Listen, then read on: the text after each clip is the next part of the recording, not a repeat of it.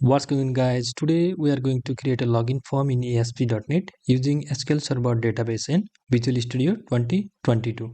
And the language I am going to use is a C#.NET. So without any theoretical explanation, let's do it. Open up Visual Studio 2022 and then click on create new project. And from here, this template, you search for ASP.NET web application. If you don't find that, what you need to do is scroll down and click on install more tools and features, and this will pop up our Visual Studio installer. And then from there, expand that ASP.NET and web development. And from there, what you need to do is you need to install .NET Framework project in item templates and additional project template. After doing that, you will see this option like ASP.NET web application. Select that and click on next and give the project name, application name, login form, web app, click create and then select empty and then click on create. This will take some time because Visual Studio is a bulky IDE. It will take some time to render. After rendering, right click over your application and click on add and then click on web forms. In ASP.NET web application, web pages are called web form, and here you can give login and then click OK. And here we are going to design our form. This is a design view and this is a code view. Now inside div, what I'm going to do is I'm going to drag and drop the controls from the toolbox. If you don't see toolbox, simply go to view and then click on toolbox. This will display the toolbox, and from here I'm going to drag and drop on here one label. Double click that, simply it will lead here, and the text is login form. And similar process here. You can use two technique to design this login form. Either you can use a table and then table head and then table row and then table data, but I'm going to use a div. This will div technique is a little bit cleaner, so I'm going to use this div technique. And here what I'm going to do is I'm going to drag and drop again one label and there one text box,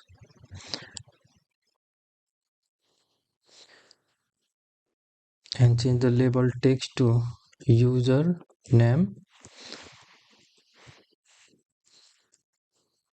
and similar process. Simply copy that and paste, and here goes text, password, and simply click tab that.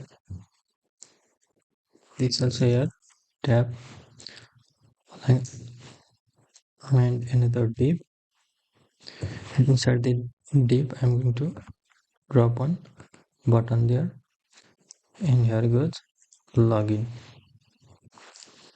and another button, here goes cancel.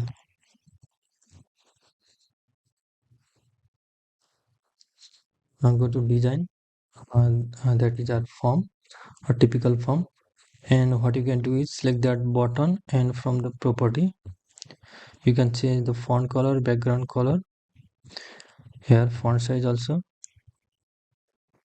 I'm going to change the font color to white and then its background color to here you will find a back color property, and from there I'm going to give that green one and select another button, and here goes back color like red, and the front color is four color property, and I'm going to use the white one. I think this is not changing. Back color, green one. Now you can also change the size here, like select that button and height, and you can give the height.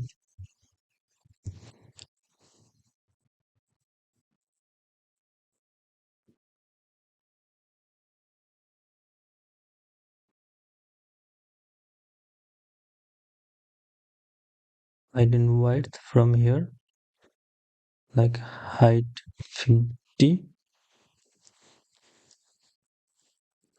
and width is 80,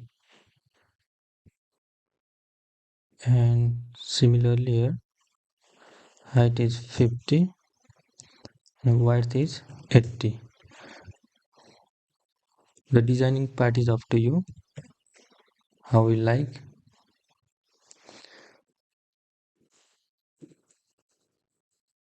But height is pretty big. I'm going to decrease that to 30.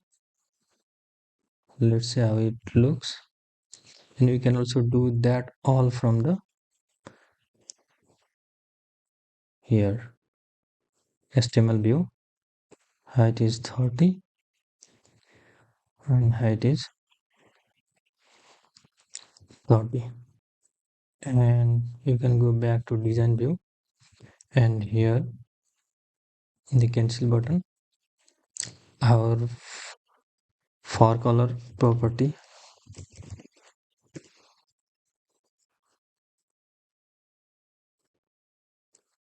that way, and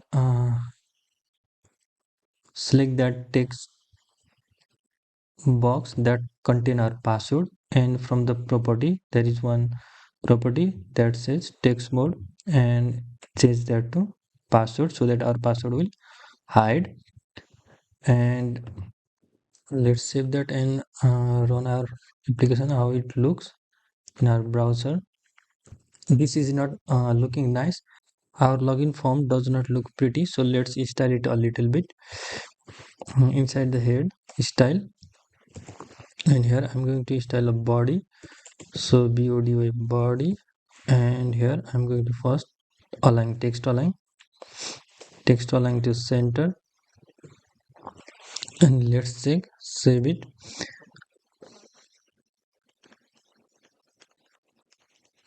There you go, our form looks in the center. Now it is way above.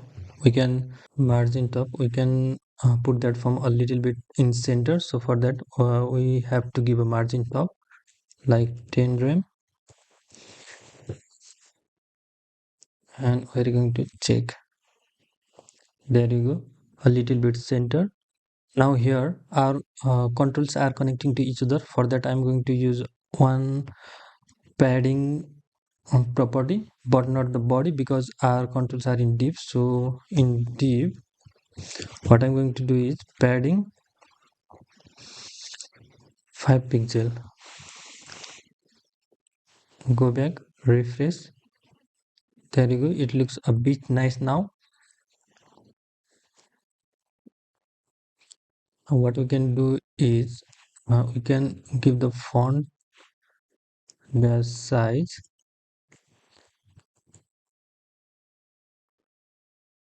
2 rem, so that our font will be doubled. There you go, looks a bit nice now. And you can give the color to this text box,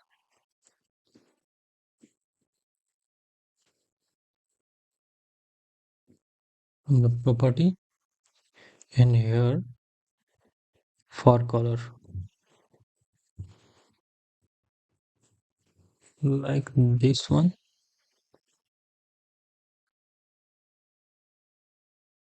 Now our form looks a little bit nice now. Now what I can do is I can display these two button a little bit right side, and I can use one checkbox so that when I click that checkbox, the password will display here, and when I uncheck that, the password will hide here. So for that, go back,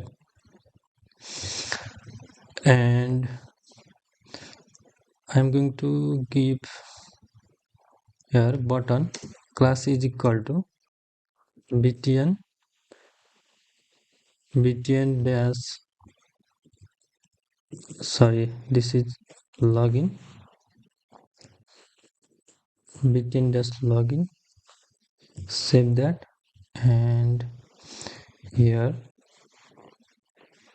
dot btn dash login, margin left 5%.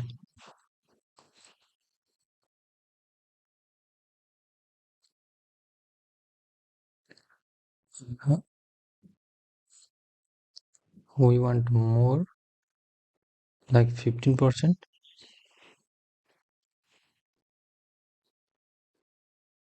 15% is a far more, so you can decrease as your requirements and needs, and you can also increase and decrease the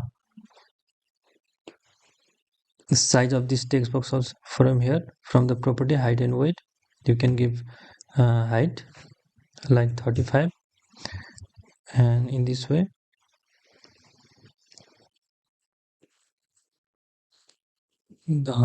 this is our form.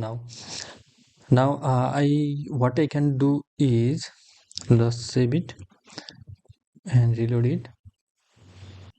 This is not looking good, but I show all the option how you can style your form, login form, and go back, and I want one border line across our form. So for that, go back to the design view, and what I can do is I can style our form also. So form, and here what I'm going to do is I'm going to give a border solid, and then let's see how it will display. This is display from far here to far right, but I want to display this border around our form. So for that, what we can do is margin left 25%, margin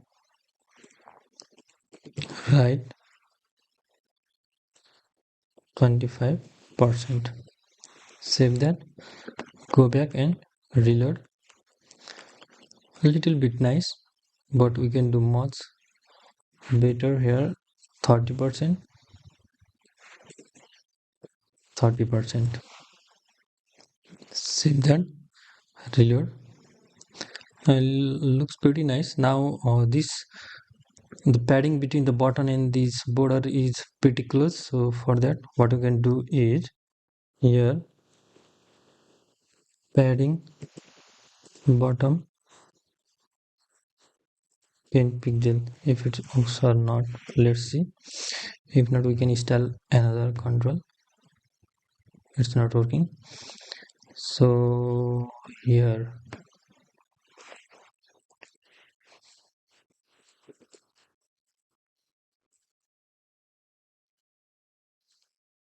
if this is not working, then I'm going to install a button. This is working. Now our form looks a little bit nicer than the before. So let's write the backend code. This is not from, this is login form. Save that, and finally let's see our design. This is pretty nice. Now you can align your button a little bit right. I show that option also here. Button margin left, you can change your style in this way. I already show all that option. So I'm going to write the backend code. So go to design and double click that login button. We're going to write the code, and here from using system.data.sql client. And first of all, we need to create our database. So open up SQL Server Management Studio, and there create a one database that is store our username and password. Click connect and right click over database, new database, and here inside the new database ASP login, click OK, expand that database, right click over our recently created database, that is ASP login, expand that database also, right click over table, this is a relational database, so your username varchar, password varchar, press Ctrl plus S, give the table name login. Now expand that table, right click over recently created table and edit top 200 rows, and here we're going to store username and password. I'm going to use a simple one, but you should not use this simple in your project. I'm using this only for the demonstration purpose. Simply click that X so that it will automatically save our username and password. Now go back to Visual Studio and go to Server Explorer. If you don't see Server Explorer, view, here is the Server Explorer. Now go to Server Explorer, right click over data connection, add connection, and simply refresh that server name. It will display your server name. Select your server from drop down icon and click that trust server certificate, and from the selected database ASP login, click OK. Now click your data connection link, and then from the property copy the connection string. It will need us in later. Now inside the inside the clicking event of that login button, what we are going to do is we're going to write our query or behind the code or the logic. So here SQL connection con is equal to new SQL connection, and here inside that SQL connection class pass the connection string, and simply remove that space in the trust server certificate. It will display some error later otherwise. Now I'm going to write a query string login query is equal to select count restrict mean count all and return the match data from your database, count all from our table name, that is login, where username is equal to, I'm going to use a placeholder parameter substitution, username, and password is equal to password,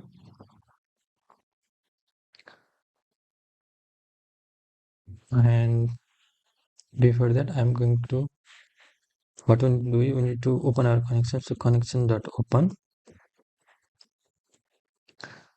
we need to open our connection, and login query password is equal to add password.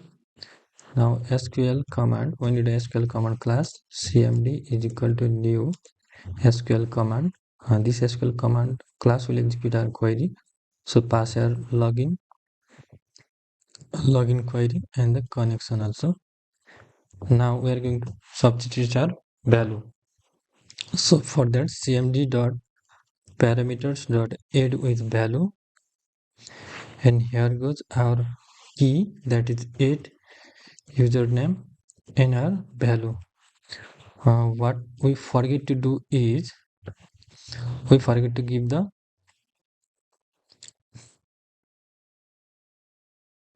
ID or the variable name. but you can give. I am going to use this one. You can change your variable name. That's this is txt username and this is txt password, but here text box 1 dot text, I'm going to use the default one, but you can change. I show you how to do that.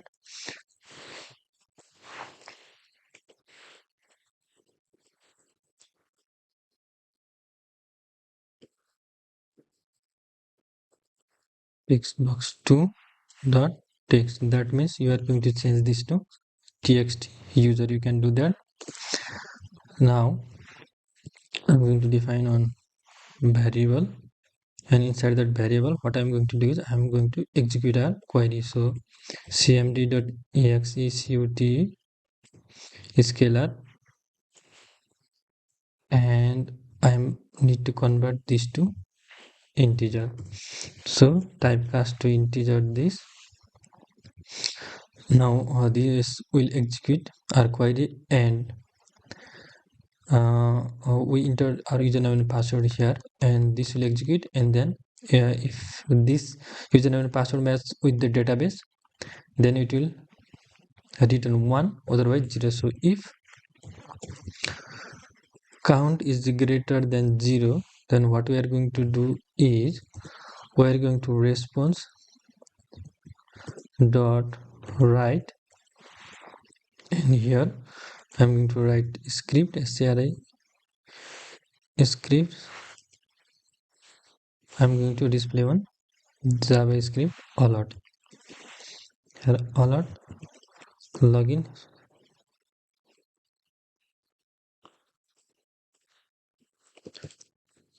success. Now otherwise what we can do is simply copy, and else simply paste that. And we need to close our connection here, connection dot closc close. I forget to do one thing, that is go back to the design form, and we need to here one checkbox. So for that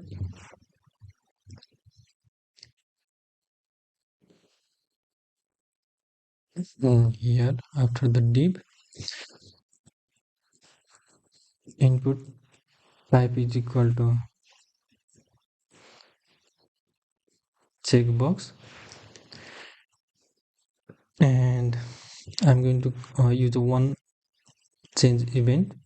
One change is equal to, I'm going to access our text box document dot get element element by id, and id is what is our id of this text box,